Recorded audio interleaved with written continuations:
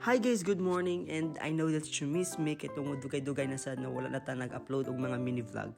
So for today's video guys is nanuray mi sa Flamboro, and this is one of my bucket list should na ma-visit kay tungod na dagat, and this is my first ever beach encounter here in United Kingdom.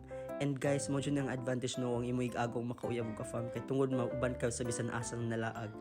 Even though it's muddy pero worth it gihapon kay tungod sa mga view. And you know what guys? I can't believe ba nga kaning ani ng mga view is naraday diri ang makita kay before bata pa ko kaning ani nga view makita no sa wallpaper sa laptop, especially sa mga video okay. And right now guys, I'm finally living in it. I was indeed mesmerized by the rock formations and as well as the different colors of stones nga naaari sa dagat.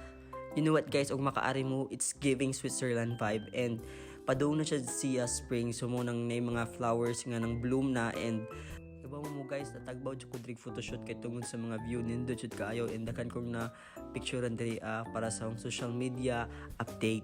Nindo jud ari guys, mag-relax, magpahangin, ug feeling nimo na depressed ka, pwede ka moambak sa cliff, charot. Even though gikapoy na kog baktas guys, pero not until nakita ni nga spot, and it's really giving me Switzerland vibes. So mo nang miningkod ko diri, nagpahuway kung tahay tanaw sa mga picture nga nasa DSLR, ug nagunahuna sa mga bayronon.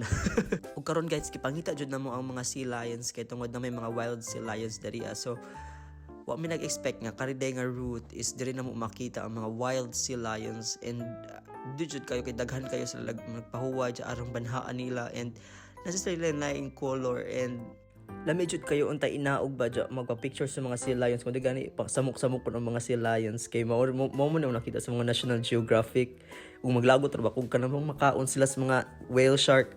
And dindot kay guys kay tungod sa kanang view ba kay murag mga bukid-bukid siya, pero daghan jud kay na sila, pero ang uban ang langoy pa. So mao din ni ang ilang gitawag nga lighthouse, and ug na-observe niyo nga nabasa ang jacket tungod na sa bawod ganina kay sa sige na mo glagla guys, gipanggutom na jud taon, may di na jud na mo makaya nga gutom, so nag-decide bi nga mangaon sa mi, and mao din ni ang ilang gitawag nga fish and chips, mga ilang traditional food area. Nya ang among nabayaran guys is around 35 pounds kapin, that is equivalent to 2,400 plus siguro, or 2,500 plus siguro.